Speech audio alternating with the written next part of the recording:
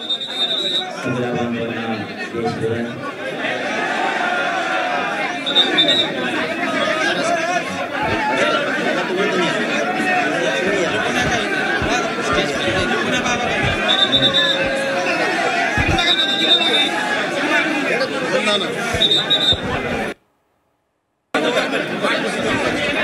सगळ्या बांधवांना जय शिवराय. छत्रपती शिवराय सुंदर गणरायाच्या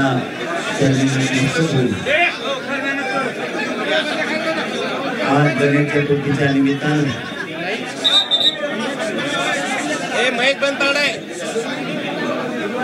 आज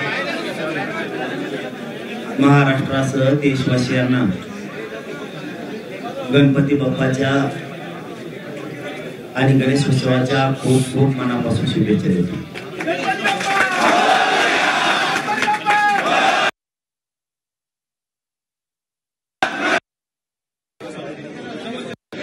आपल्या न्यायासाठी मुंबईला सगळ्याला शांततेत जायचं. आपण इथून लगेच आता प्रेस संपली, आपण सगळेजण मुंबईच्या दिशेनं लगेच निघणार आहे. थांबायचं नाही. शेवटी आपल्यासाठी आपल्याला आपल्या लेकरांचा न्याय सुद्धा खूप महत्वाचा आहे. त्यामुळं आपण आझाद मैदानावरती जे कायद्याच्या नियमात हे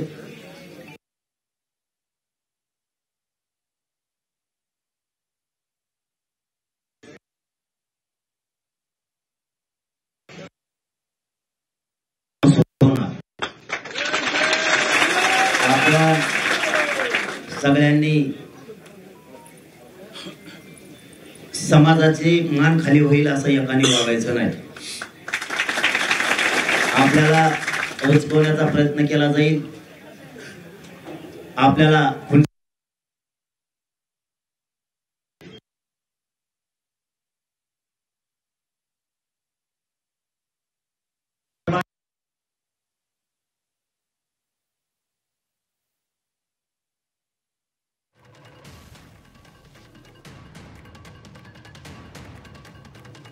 राहील.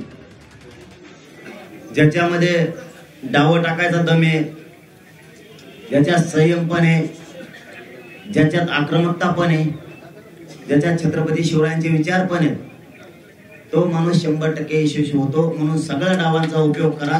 काही गडबड करू नका. जितके दिवस लागतील तितके, पण संयम ढळून द्यायचा नाही. अशी लढाई मराठ्यांनी सगळ्यांनी लक्षात ठेवा. दिसत नसलं, आवाज येत नसला तर शांत चित्ताने ऐका.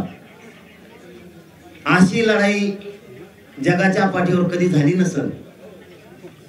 इतक्या डोक्यानं ही लढाई जिंकायची आणि कितीही दिवस लागले तरी ठेवायचे.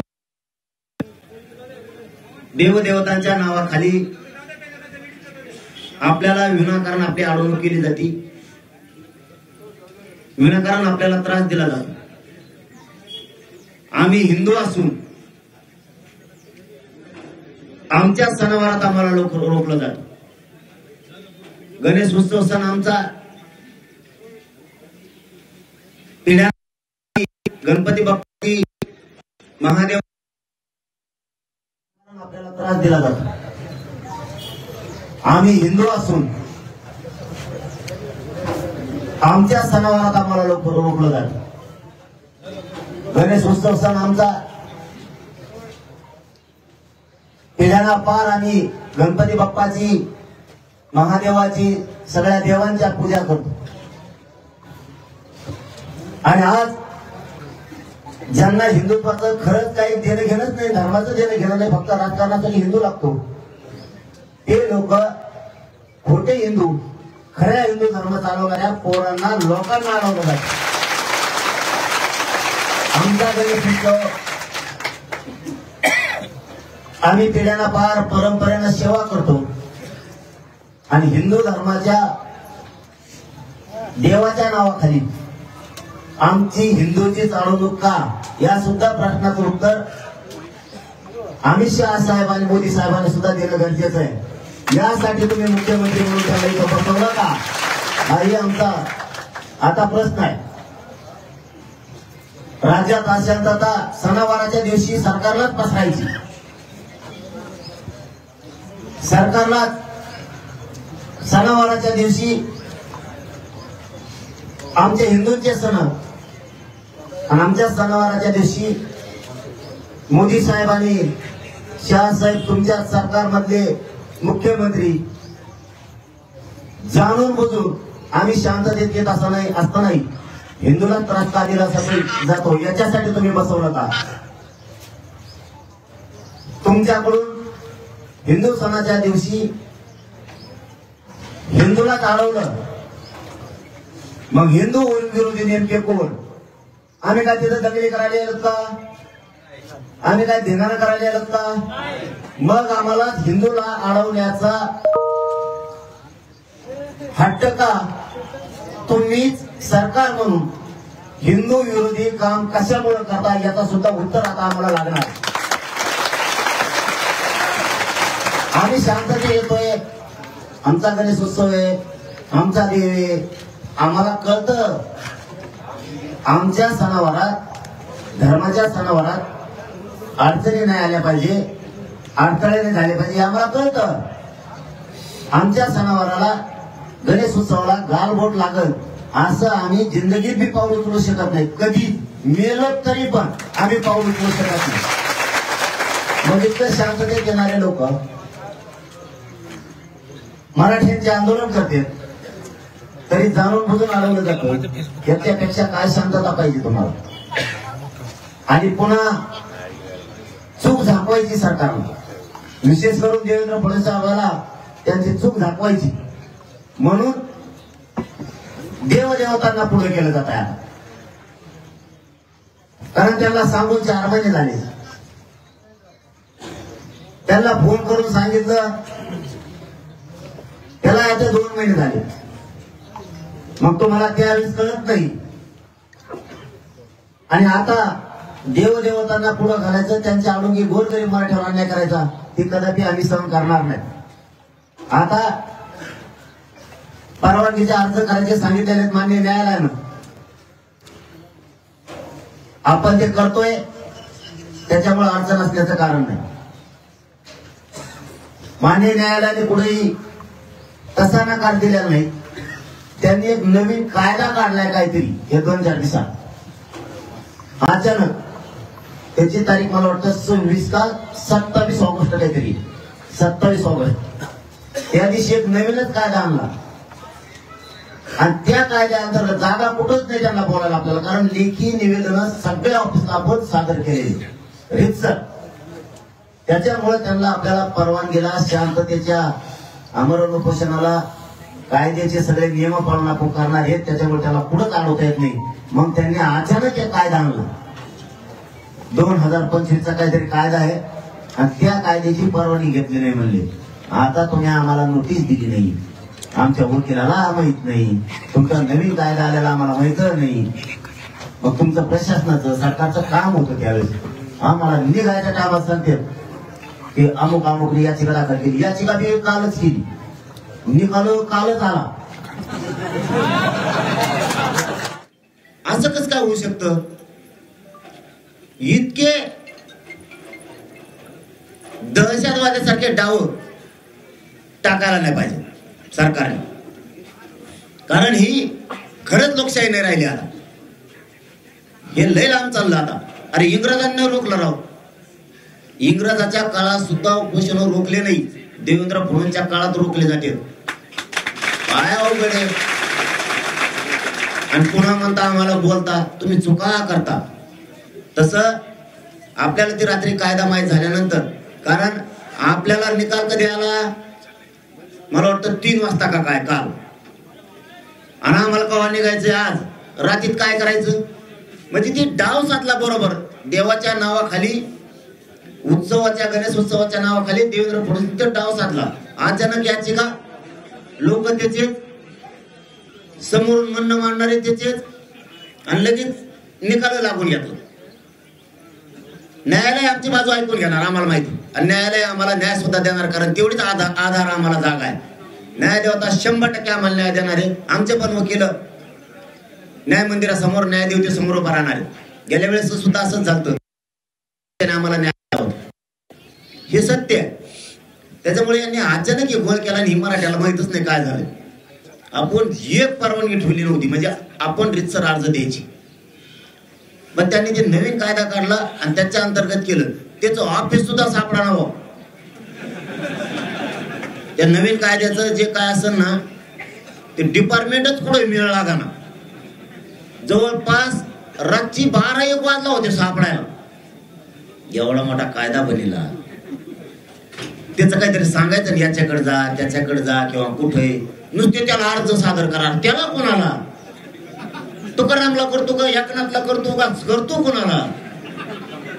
त्याला काहीच नाही, हे खोटं नाही. मग ते रात्री 1-2 वाजता सापडलं. ही सत्य परिस्थिती. कारण मान्य न्यायालयाने सांगितलं तुम्ही तिथं अर्ज करा आणि परवानगी द्यायची का नाही. बघा लक्षात ठेवा मराठी, परवानगी द्यायची का नाही सरकार ठरवणार. म्हणजे देवेंद्र फडणवीस पुन्हा तिथं आणलं.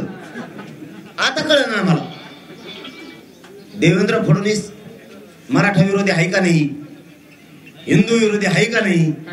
आता लक्षात येईल. परवानगी नाकारली, आपल्याला परवानगी नाही दिली की समजायचं यांच्या आरक्षण द्यायचं जीवावर आलं. ही देवाच्या आडू गेलं पाहिलं आहे का नाही. आता दूध का दूध पाणी का पाणी सगळं होणार आहे, क्लिअर आहे. कारण मान्य न्यायालयाच्या हातात नाही, न्यायालयाने त्यांना सांगितलं त्या परवानगीबद्दल. मग आता त्या 2025चा नवीन कायदा आहे, कालच आला आहे.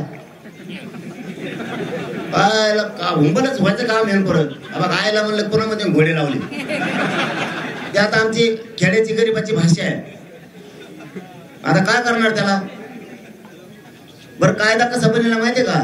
आपली सगळ्या स्वारीची अधिसूचना काढली, आपली सगळ्या स्वाऱ्यांची अधिसूचना काढली, त्यावेळेस हरकती मागितल्या की कायदा बनेल, याला हरकती फिरकती मागितल्या का नाही, तर डायरेक्ट ऍक्टिव्ह केला आमच्यासाठी. ही विचार करण्याची गोष्ट आहे. जर 2 दिवसात केला म्हणल्यावर तर हरकती नाही. इतक्या अचानक मग काय तुमच्या पदाधिकारी हरकती घेतल्या का राज्याची. हे बघा ही लई शोकांती काय राज्याची. पण गणपती बाप्पा आपल्याला आशीर्वाद आहे, छत्रपती शिवरायांचा आपल्याला आशीर्वाद आहे, 33 कोटी देवतांचा सगळ्यांचा आशीर्वाद आहे, सगळ्या संत महंतांचा आशीर्वाद आहे, आपल्याला वारकरी संप्रदायाचा आशीर्वाद आहे. सगळे जाती धर्माचे लोक आपल्या बरोबर आहेत. धनगर बांधवाचे मरणाचे पोट्टे आले तिकडच्या कडीला आपल्यासाठी पाठबळ द्यायला, आपल्या सोबत यायला. दलित मुस्लिम बांधव आहेत, सगळ्या जाती धर्माचे लोक, गरीब ओबीसी आपल्या सोबत आहे, सगळेजण सोबत आहेत. फक्त एक महत्वाचा मुद्दा सांगतो, ते मात्र कोणी करू नका. हे बघा परवानगी येत असती जात असती, आपण हटत नाही. तुम्ही काल एका मुलानं आपल्या आत्महत्या केली, ते करू नका. देवेंद्र फडणवीस साहेबांना विशेष करून सांगतो, किती पोरं मारायचे आणखी. नुसती परवानगी दिली नाही, तुम्ही मराठ्यांना अडवलंय, गॅजेट असून देत नाहीत. मराठा आणि कुणबी एक आहे, 58 लाख पुरावे असून सुद्धा तुम्ही कायदा पारित करीत नाहीत, GR काढीत नाहीत. म्हणून काल एका पोरानं, आमच्या बांधवानं त्या भयानं लातूर मध्ये आत्महत्येचा प्रयत्न केलाय. तुम्ही संयम मराठ्याचा ढळू देऊ नका. देवेंद्र फडणवीस साहेब तुम्हाला आणखी वेळ गेलेला नाही आणि तुम्हाला मारायचं, मला मारून टाका तिथं गोळ्या घालून, मी गोळ्या घ्यायला तयार आहे. मी बलिदान द्यायला तयार आहे, पण मागं हटायला तयार नाही फडणवीस साहेब आता. कारण ही बलिदान तुमच्यामुळे गेलेत, त्याच्या सगळं पाप तुमच्या डोक्यावर आहे. देवेंद्र फडणवीस साहेब ध्यानात ठेवा तुम्ही. आमच्या शेकडो आत्महत्या फक्त तुमच्यामुळे झालेल्या, तुमच्या आडमुठ्या धोरणामुळे झालेल्या. मराठ्यांच्या पोराला माझी हात जोडून विनंती, मी आहे, तुम्ही टेन्शन घेऊ नका. तुम्ही आत्महत्या करू नका. तुम्ही आत्महत्या केली, काय अर्थ आहे त्या आरक्षणाला? त्याच्यामुळं आजपासून मला कुणीही आत्महत्येचा प्रयत्न केलेला ऐकायला आलं नाही पाहिजे. एकाने सुद्धा तो प्रयत्न करायचा नाही.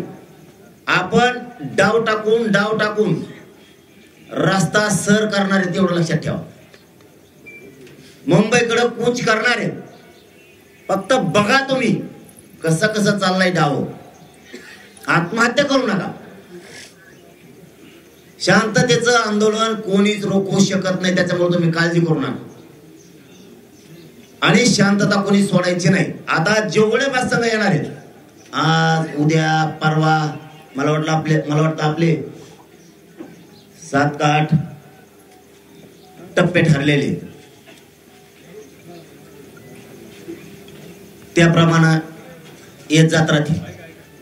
त्यामुळं आज उद्या परवा जे येणार सगळे, त्यामुळे जेवढे तेवढ्याला सांगतो, येणाऱ्याला सांगतो, महाराष्ट्रातल्या मराठ्यांना सांगतो, एकानी दगडफेक जाळपोळ फक्त करायची. एवढंच सांभाळा तुम्ही. तुम्ही शांततेत आहे त्या ठिकाणी बसा. लढाई जिंकायची, आता काळजीच करू नका. आरपारचे शेवटचे निर्णायक टप्प्यावर आंदोलन. फक्त कुणी जाळपोळ दगडफेक करू नका.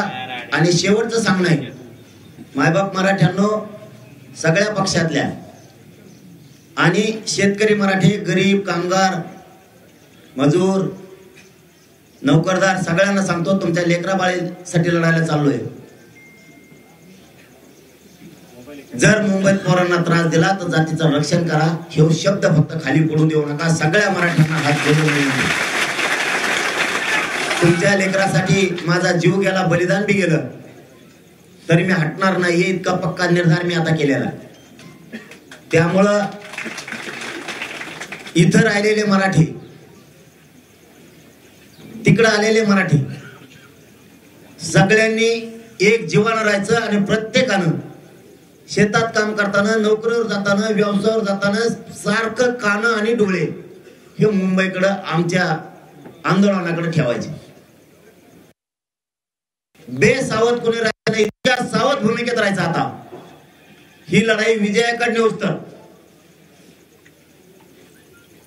शेतात असला तरी मुंबईकडे कान ठेवा. नोकरी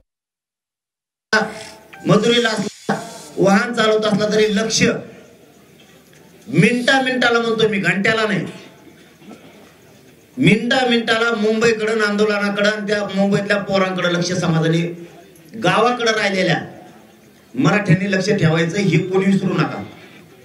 पुन्हा एकदा या राज्यातल्या सगळ्या सरपंच, सदस्य, जिल्हा परिषदचे, पंचायत समितीचे सदस्य, सभापती, उपसभापती, माजी सरपंच,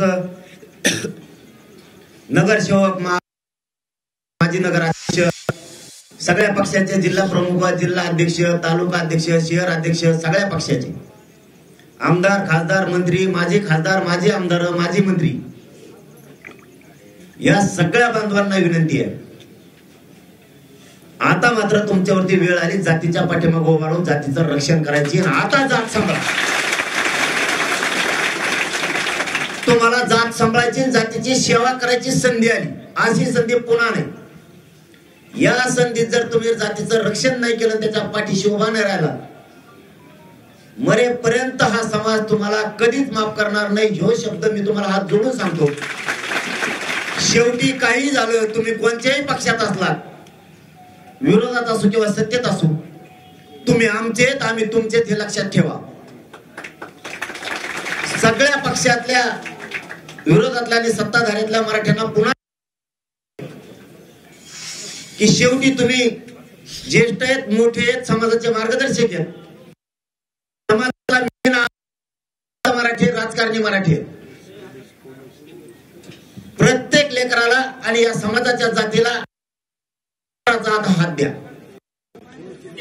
तुम्ही सगळ्यांनी तिरस्कार करायची वेळ नाही. मनात काही मतभेद असतील तर ती वेळ नाही. खूप अटीतटीचा सामना आहे, खूप आता अटीतटीचा सामना आहे. त्यामुळं सगळ्या पक्षातल्या मराठ्यांनी, श्रीमंत मराठ्यांनी, राजकारणी मराठ्यांनी समाजाच्या, लेकराच्या आणि समाजाच्या हात टाकायचे, पाठीवरून हात फिरवणं आता गरजेचं आहे. कारण समाजावर संकट घोंघवतोय जाणून बुजून. आता मात्र समाजावर तुम्हाला बारीक लक्ष ठेवावंच लागणार आहे. ही तुम्हाला माझी अंतरवालीतून महाराष्ट्रातल्या सगळ्या मराठ्यांच्या नेत्याला, श्रीमंत मराठ्यांना हात जोडून विनंती आहे. काना डोळा करू नका.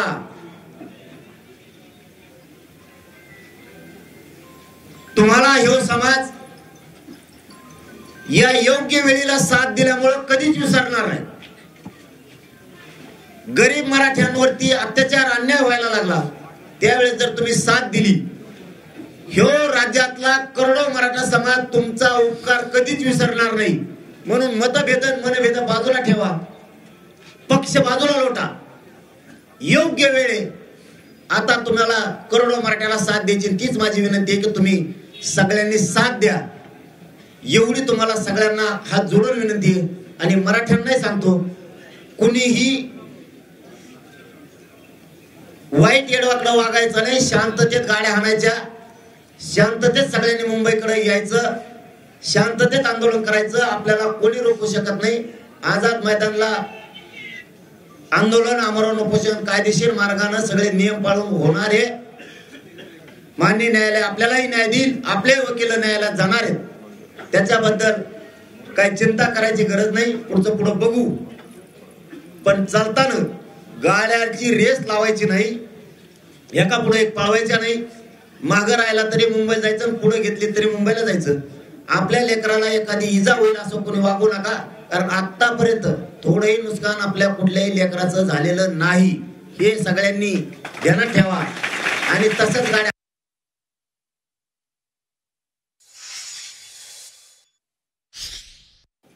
पडले तरी मुंबईला जायचं. आपल्या लेकराला एखादी इजा होईल असं कोणी वागू नका. कारण आतापर्यंत थोडंही नुकसान आपल्या कुठल्याही लेकराचं झालेलं नाही.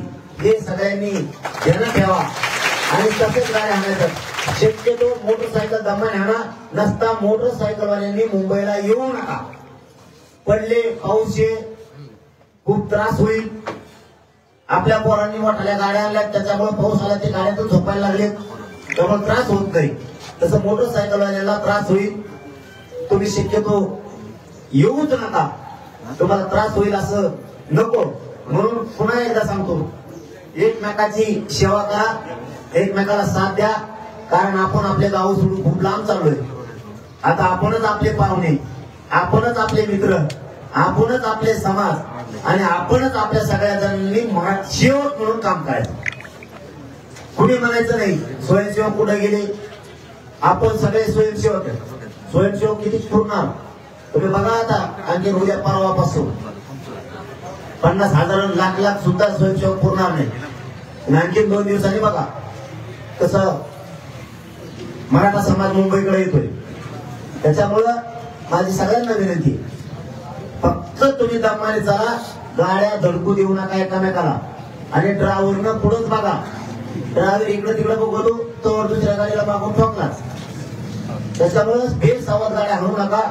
जिथं ड्रायव्हरला झोप लागत तिथंच गाडी उभा करायची, तिथंच बाजूला लावून झोपायचं.